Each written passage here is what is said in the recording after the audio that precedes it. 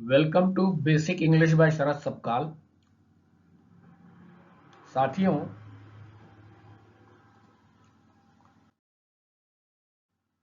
ये lecture number 36 है और यहाँ पर प्रेजेंट परफेक्ट कंटिन्यूस टेंस की हम चर्चा करेंगे। इसके पहले हमने प्रेजेंट परफेक्ट टेंस देखा था, उसमें और इसमें क्या फर्क है ये हम थोड़ा इसमें देखेंगे।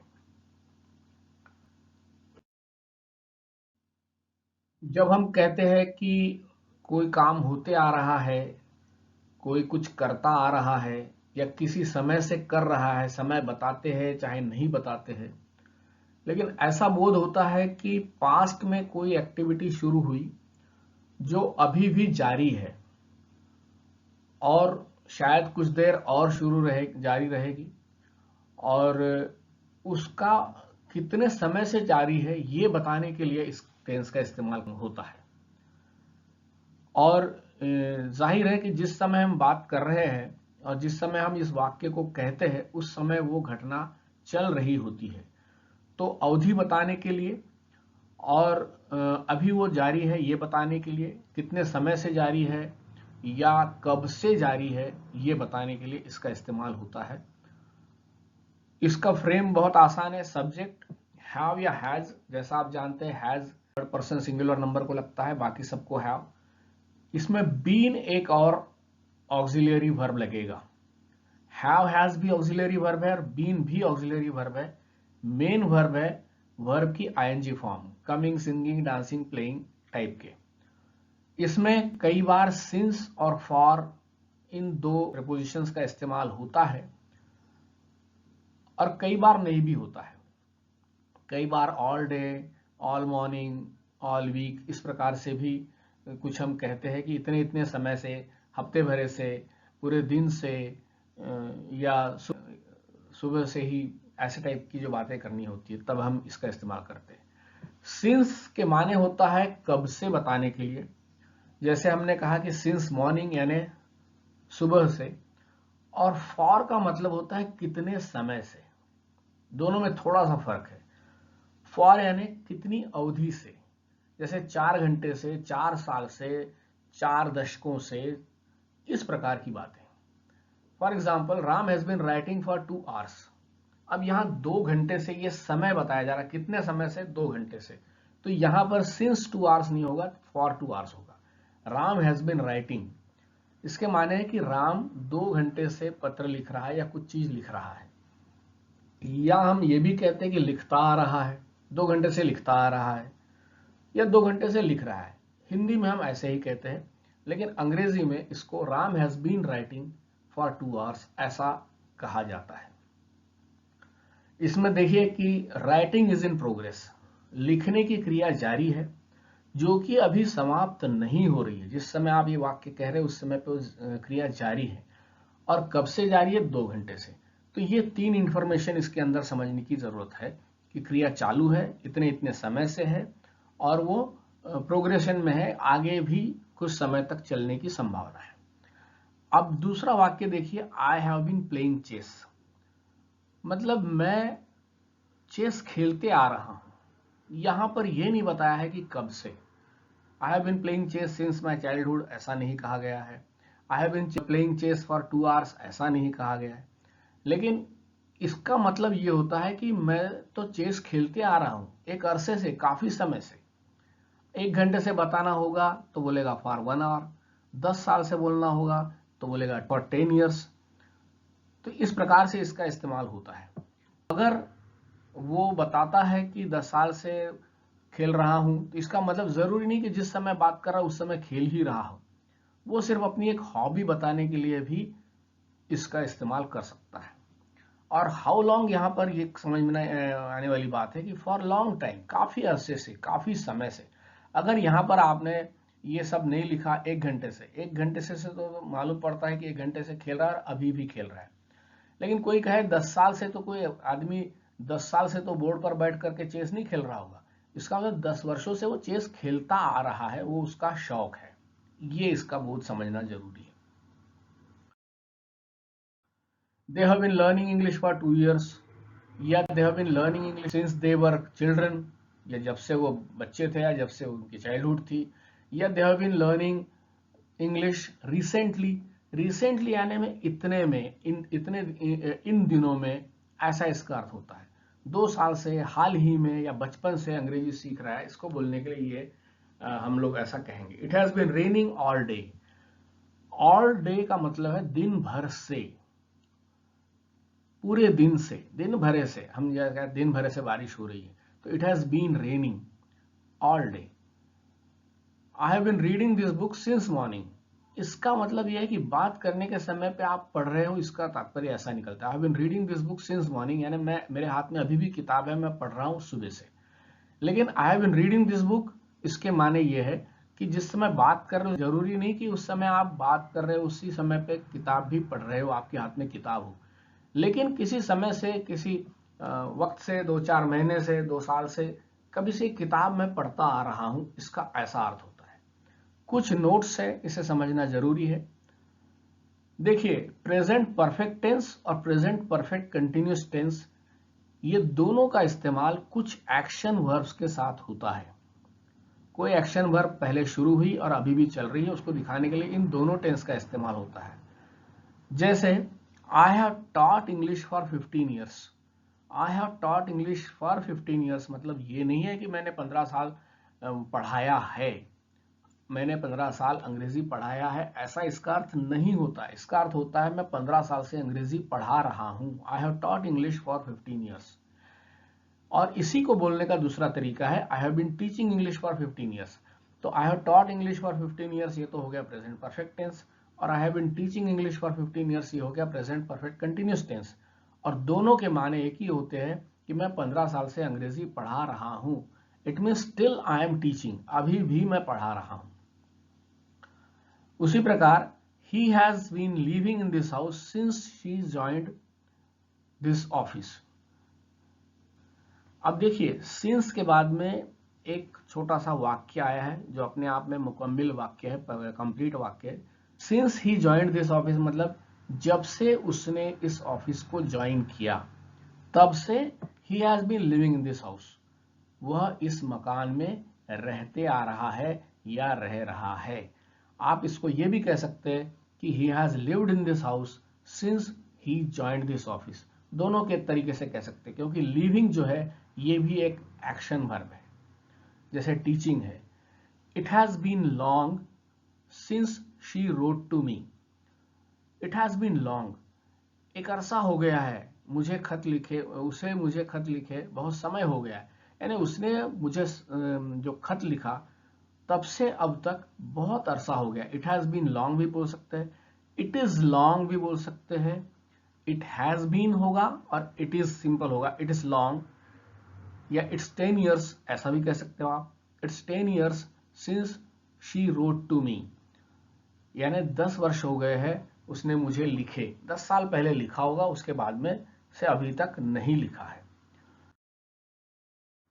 दूसरा नियम इसमें यह है कि कंटिन्यूअस एक्शन वर्ब जो है वही दोनों में दिखाए जा सकते हैं, दोनों टेंस में, जिसमें कई वर्ब ऐसे जैसे live, work, teach, learn, expect, snow, rain, sit, stand, ये सारे एक्शन वर्ब है जिसमें डेलिबरेटली हमको कुछ एक्शन करनी पड़ती, कुछ करना होता है। It has rained continuously this since morning, it has been raining continuously since morning, सुबह से बारिश हो रही। दोनों तरीके से बोला जा सकता है, दोनों प्रकार के टेंस का इस्तेमाल किया जा सकता है।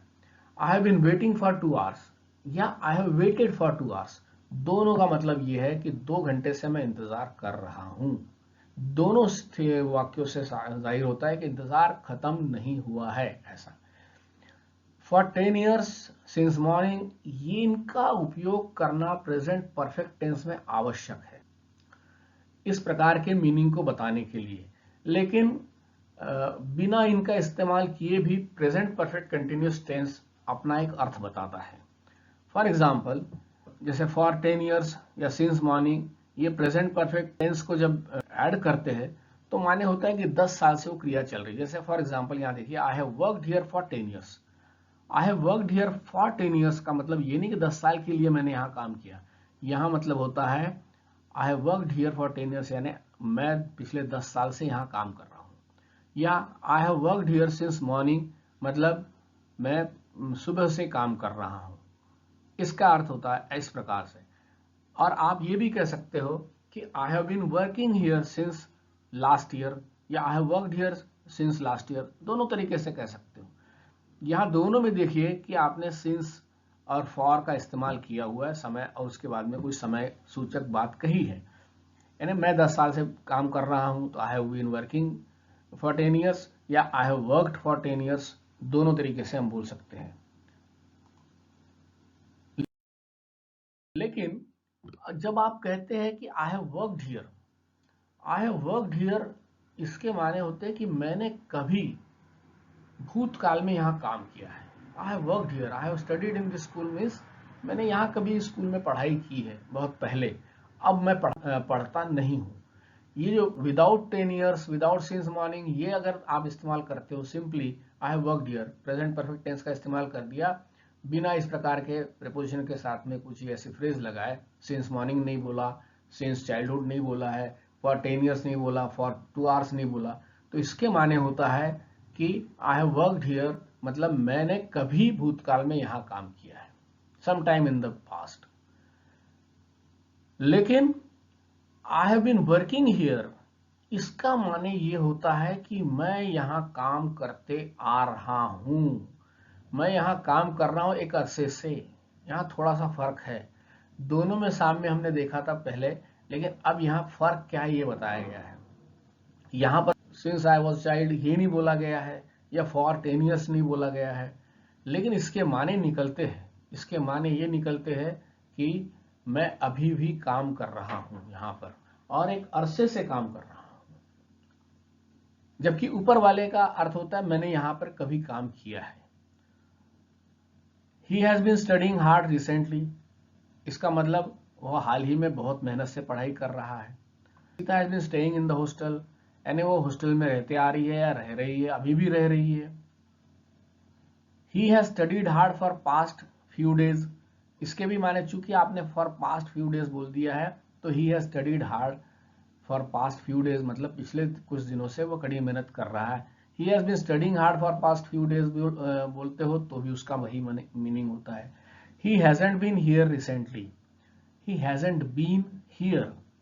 अब देखिए ये जो बी के बाद में ये इसके बाद कोई एडजेक्टिव आ सकता है, कोई नाउन भी आ सकता है, और कोई एडवर्ब भी आ सकता है। ही हैजंट बीन हियर, यहाँ पर एक एडवर्ब आया है, वह यहाँ हाल ही में नहीं आया है, अभी तक नहीं आया है, कुछ पिछले कुछ दिनों से नहीं आया। He hasn't been here recently या he hasn't been here lately, इसका दोनों का मतलब यही होता है। तो यहाँ ये चीज समझ लेना है कि इसके साथ में प्रेजेंट परफेक्ट के साथ में अगर फॉर और सिंस नहीं लगाते हैं तो इसका मतलब होता है ये घटना हो चुकी है, अभी नहीं हो रही है।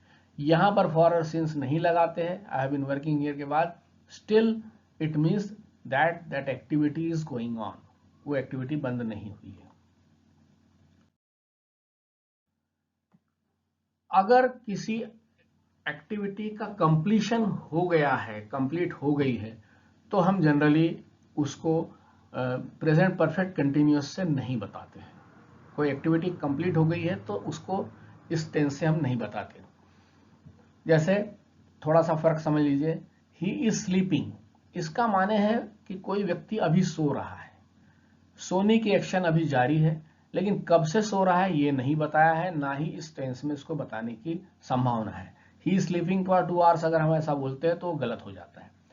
He has been sleeping for 2 hours यानी वो 2 घंटे से सो रहा है, या he has slept for 2 hours मतलब 2 घंटे से वो सो रहा है, इसका ऐसा अर्थ होता है।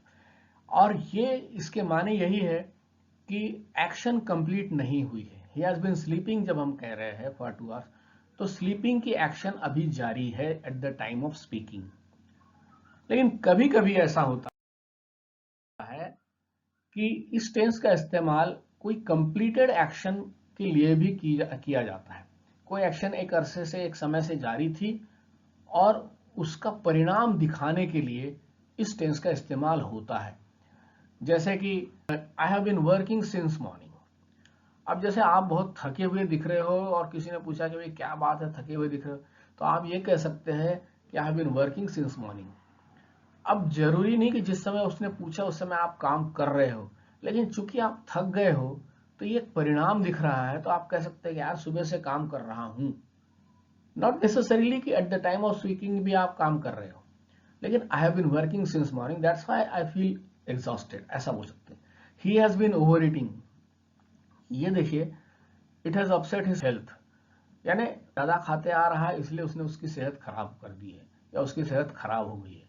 My hands are dirty because I have been gardening, यानी मेरी गार्डनिंग तो खत्म हो गई, बागवानी का काम मेरा खत्म हो गया, लेकिन मेरे हाथ इसलिए गंदे हैं कि because I have been gardening, मैं गार्डनिंग कर रहा था, बागवानी कर रहा था, इसलिए मेरे हाथ गंदे हैं। तो इस प्रकार के इसमें कंप्लीटेड एक्शन को भी बताने के लिए इसका इस्तेमाल होता है। जैसे फॉर एग्जांपल यहाँ देखिए, I have washed all clothes, यहाँ पर जॉब कंप्लीट हो गई है ऐसा बोध हो रहा है। I have been washing clothes, इसके माने भी जॉब कंप्लीट हो गया है, तो भी हम ऐसा कह सकते हो कि भाई मेरे हाथ देखिए कितने साफ दिख रहे हैं, because I have been washing clothes. अभी बोलने के समय पे जॉब कंप्लीट हो गया है, लेकिन ये बताने के लिए कि एक अरसे से कोई क्रिया जारी थी, उसका परिणाम अभी नजर आ रहा है, इसलिए हम इसका इस्तेमाल कर रहे हैं। Job may be completed, may be continuing also, ये सेंटेंस से ये भी बोध होता है कि कंटिन्यूस जॉब चल रहा होगा, अगर आप परिणाम दिखाते नहीं हो पर्पजली। तो ये थोड़ा सा फर्क इसमें मालूम पड़ता है। I have washed all clothes, इसके माने तो यह है कि जॉब कंप्लीट हो गया है। I have been washing clothes, इसका माने कंप्लीट हो भी गया होगा और मे बी कंटिन्यूइंग हो सकता है, और may not be to the test, मतलब हो सकता है कि मुझे ये काम करना ही पसंद नहीं हो और आप बोल रहे हो कि आपने उनको काम दे दिया, तो कह सकता है कि I have been washing clothes, भाई मेरे को पसंद तो नहीं, I don't like it, but still I have been washing clothes. इस प्रकार से we have been waiting and now you appear, ये एक सेंटेंस देखिए, we have been waiting and now you appear, मतलब हम इंतजार करते आ रहे हैं और तुम अभी भी प्रकट हो रहे हो, तुम अभी आए हो। यानी हम इंतजार करते आ रहे थे, जिस समय वो आदमी आया उस समय इंतजार खत्म हो चुका था, लेकिन ये बताने के लिए कि भाई हम बहुत देर से इंतजार कर रहे हैं, हम इस टेंस का इस्तेमाल कर सकते हैं कि भाई we have been waiting and now you appear, यानी तुम अभी नमूदार हो रहे हो और हम घंटे भरे से या आधे घंटे से इंतजार कर रहे हैं। इस प्रकार से आप ये भी कह सकते हो we have been waiting for 1 hours, या सिंपली कह सकते हो we have been waiting. I feel lazy as I have been sleeping for too long, कई बार आप बहुत देर तक सोते रहे तो बाद में भी थोड़ा सा आप आलस फील करते हो, तो आई फील लेजी, मुझे आलस आ रहा है, because I have been sleeping for too long, मैं काफी देर से सो रहा हूं या सोता आ रहा हूं। ये सेंटेंस इस प्रकार के होते हैं। एक और नियम है कि इंटरप्टेड एक्शन को दिखाना हो तो आप प्रेजेंट परफेक्ट कंटिन्यूअस का इस्तेमाल नहीं करते हो, ओनली अनइंटरप्टेड एक्शन जो होते हैं वही प्रेजेंट परफेक्ट कंटिन्यूअस में दिखाते हैं, और इंटरप्टेड एक्शन हो, जैसे बार बार कोई एक्शन हो रही है, उस एक्शन में रुकावट आ रही है, बाधा आ रही है, तो प्रेजेंट परफेक्ट टेंस का ही इस्तेमाल करेंगे। जैसे किसी को बोलना हो कि मैं तुम्हें कई बार बता चुका हूं, या बताते आ रहा हूं, मैं तुम्हें बताते आ रहा हूं कई बार, तो हम ये नहीं कहेंगे कि मैं तुम्हें 10 बार बताते आ रहा हूं। तो यहां पर जैसे मान लीजिए, यहां देखिए, I have been telling you 10 times, तो मैं तुम्हें 10 बार बताया, मैंने तुम्हें 10 बार बताया है, या मैं तुम्हें 10 बार बताते आ रहा हूं, ऐसा इसका अर्थ नहीं होता है। तो I have been telling you 10 times, जैसे ही आपने 10 टाइम्स ये लगा दिया, इसका मतलब 2 बार में बीच में कहीं रुकावट आई है, तो इसको बोलने के लिए हम इस टेंस का इस्तेमाल नहीं करेंगे, इट इज रॉन्ग। हमें बोलना पड़ेगा I have told you 10 times, मैंने तुम्हें 10 बार बताया है, और अभी भी बता रहा हूं, और शायद बताने की क्रिया आगे भी जारी रहेगी। तो लेकिन अगर कंटिन्यूअस एक्शन है जिसमें ऐसा व्यवधान नहीं दिखाया गया है, तो हम बोल सकते हैं I have been telling you, I have been warning you, मैं तुम्हें चेताते आया हूं, मैं तुम्हें चेताते रहा हूं। तो I have been telling you यानी मैं तुम्हें बताता रहा हूं, तुम्हें समझाता रहा हूं, like this. Verb of perception, emotion and position, कुछ वर्ब्स होते हैं जो ख्याली होते हैं, आपके नजरिए के ऊपर डिपेंड करते हैं, भावना के ऊपर, उसी प्रकार स्वामित्व के ऊपर, पोजीशन के ऊपर। ये क्रियाएं स्टैटिक वर्ब कहलाती हैं, ये स्थिर क्रिया है, इसमें एक्शन वाली कोई बात नहीं होती है, कुछ दिमागी मानसिक क्रियाएं हैं। फॉर एग्जाम्पल लव, या सुनना हियर, ओ यानी किसी का कर्जा रहना, ओन भी कोई चीज हमारे पास में हमारी मिल्कियत होना, थिंक, नो, ये ऐसे कुछ वर्ब्स है जिनका इस्तेमाल प्रेजेंट परफेक्ट कंटिन्यूअस टेंस में नहीं होता है। कंटिन्यूअस टेंस में इसका इस्तेमाल ही नहीं होता है। जैसे I have loved her for years, ये सही है। I have been loving her for 10 years, ये गलत हो जाएगा। मैं उसे 10 वर्षों से प्यार करता रहा हूं या करता हूं, तो करता रहा हूं नहीं बोलते, मैं उसे 10 साल से प्यार करता हूं। I have loved her for 10 years, ऐसा बोलेंगे। आई हैव बीन लविंग नहीं बोलेंगे, because love is not an action verb, it's a verb of emotion, so we have to say I have loved. They have known us since we were kid. अभी no ऐसी क्रिया है जो कोई action verb नहीं है, इसमें कुछ हमको जान के कुछ करना नहीं होता है फिजिकली। तो दे हैव नोन अस, वे हमें जानते रहे या जानते हैं जब से हम बच्चे थे, वे हमें तब से जानते जब हम बच्चे थे। They have known us, they have been knowing us is the wrong sentence. अब देखिए हम कुछ इसके अंदर जो टेबल्स है उसका जिक्र कर लेते हैं। सिंपल है ये सब, जैसे 7 फ्रेम्स हमारी रहती है, जैसे सब्जेक्ट, फिर ये आपका ऑक्सिलरी वर्ब हैव हैज, फिर बीन और फिर V I N G. I have been reading this book for an hour, मैं 1 घंटे से किताब पढ़ रहा हूँ। I have been reading this book, मैं इस किताब को पढ़ रहा हूँ काफी समय से। She has been doing her homework since 3 o'clock, वह 3 बजे से अपना होमवर्क कर रही है। और अगर हमें कहना हो कि वो 3 घंटे से कर रही है तो हम बोलेंगे she has been doing her homework for 3 hours। They have been writing letters या they have been watering plants for 2 hours, यानी पिछले 2 घंटे से वो पानी दे रहे पौधों को या पत्र लिख रहे, कुछ भी कह सकते हो। She has been singing a song, वो एक गाना गा रही है कुछ समय से। I have been backing him up, backup करना यानी किसी को प्रोत्साहन देना, समर्थन करना उसका, मैं उसका समर्थन कर रहा हूं, करते आ रहा हूं उसका समर्थन, लाइक दिस। दूसरा है टेबल बी, इसमें हम सीधा पॉजिटिव के बाद इंट्रोगेटिव ले लेते हैं, पॉजिटिव इंट्रोगेटिव है ये। Has he been teaching you since morning, यहाँ पे देखिए हैव हैज ये पहले आ गया, सब्जेक्ट यहाँ से यहाँ आ गया, बाकी सारी चीजें वैसे के वैसे ही। Has he been teaching you since morning, क्या वह सुबह से तुम्हें पढ़ा रहे हैं।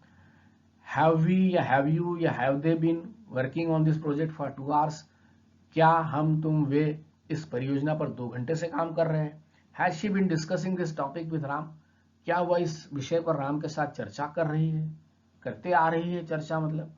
Has he been looking at the picture, क्या वह चित्र को देख रहा है, चित्र की ओर देख रहा है, लाइक दैट। उसके बाद सी टेबल है, इसी बी के सामने WH वर्ड लगा देना, कब क्यों कहां कैसे। Why has Ram been reading the same newspaper for such a long time, Ram इतनी देर से उसी अखबार को क्यों पढ़ रहा है, कैसे पढ़ रहा है। Why are you standing outside, अब देखिए कोई व्यक्ति बाहर खड़ा है, बस तत्काल खड़ा है ऐसी बात है, तो why are you standing outside, ऐसा हम सिंपल जो प्रेजेंट कंटिन्यूअस टेंस होता है उसमें कह सकते हैं। लेकिन काफी देर से कोई खड़ा है तो why have you been standing outside. Have you been से ही माने पता पड़ जाते हैं कि एक वक्त से जो एक्सपेक्टेड पीरियड नहीं है उससे हो सकता है 10 मिनट से खड़ा हो, तो आप कह सकते हैं why have you been standing outside, come inside, आप अंदर आइए, बहुत देर से आप क्यों खड़े हैं बाहर। सिंस या फॉर लगाने के बाद how long have you been working, आप ये भी कह सकते हैं how long have you been working, आप कितने समय से या कब से काम कर रहे हैं। For how long have you been working यानी भी वही होता है। Since how long have you been working का भी माने वही होता है। हाउ लॉन्ग के पहले फॉर या सिंस चाहे तो लगा सकते हो। Why have you been standing by mister Ramesh, why have you been standing by, to stand by मतलब किसी के साथ देना, साथ खड़े रहना नहीं है, इसका मतलब किसी का साथ निभाना या साथ देना। Please stand by me in difficulty, यानी मुश्किल में मेरा साथ दो। Why have you been standing by mister Ramesh, आप रमेश के साथ क्यों दे रहे हैं। अब उसके बाद में सीधा निगेटिव टेबल डी, सब्जेक्ट फिर हैव हैज, उसके बाद में नॉट और उसके बाद में बीन और वीआईएनजी। राम हैज नॉट बीन या हैजंट बीन एक्सर्टिंग इनफ, यानी राम पर्याप्त प्रयास नहीं करता आ रहा है, नहीं कर रहा है। Have we they you we they have not been treating her well, यानी आप हम उसको सही, उसके साथ सही बर्ताव नहीं कर रहे। टू ट्रीट समबडी मतलब उसके साथ बर्ताव करना। She has not been studying for 3 hours, वह 3 घंटे से नहीं पढ़ाई कर रही है। Chimney has not been giving off the smoke, chimney धुआं नहीं निकाल रही है या नहीं उगल रही है। We have not been studying since holidays began, छुट्टियां जब से शुरू हुई तब से हम पढ़ाई नहीं कर रहे हैं, उतने समय से हम पढ़ाई नहीं करते आ रहे हैं। इसके बाद निगेटिव इंट्रोगेटिव जो फ्रेम है हमारी, हैव हैज फिर सब्जेक्ट फिर not. Has she not been eating mango, क्या वह आम नहीं खा रही है। You not been attending the classes since Friday, क्या आप शुक्रवार से कक्षाओं में भाग नहीं ले रहे हैं। Has he not been pulling together with the team, to pull together मतलब मिलकर काम करना, तो क्या वह टीम के साथ मिलकर काम नहीं कर रहा है। उसके बाद में इसी के सामने WH लगा दो। Why has he not been reading the poem, वह क्यों पोएम नहीं पढ़ रहा है भाई काफी देर से। How has he not been reading poem, ऐसा भी पूछ सकते हो। Where has he not been trying for job, वह कहाँ कहाँ नौकरी के लिए कोशिश नहीं कर रहा है। Where has he not been trying for job। फिर WH इंडिपेंडेंट, इसमें आप सब्जेक्ट की इंक्वायरी, ऑब्जेक्ट की इंक्वायरी और कुछ एडवर्ब्स की भी इंक्वायरी कर सकते हो। For example who has not been attending the classes, या who has been attending the classes, या which boy has not been attending, या which boy has been attending, या whose daughter has been attending, किसी भी ढंग से आप कह सकते हो। तो इसके माने हैं कौन या कौन सा लड़का या किसकी बेटी कक्षाओं में नहीं आ रहा है।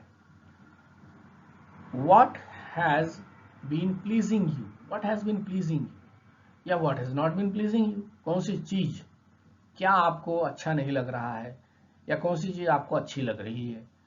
What have you been looking for, to look for मतलब देखना ढूंढना, तो what have you been looking for। look after का मतलब होता है देखभाल करना और look for का मतलब होता है किसी चीज को ढूंढना। तो what have you been looking for, तो किस चीज को ढूंढ रहे हो भाई।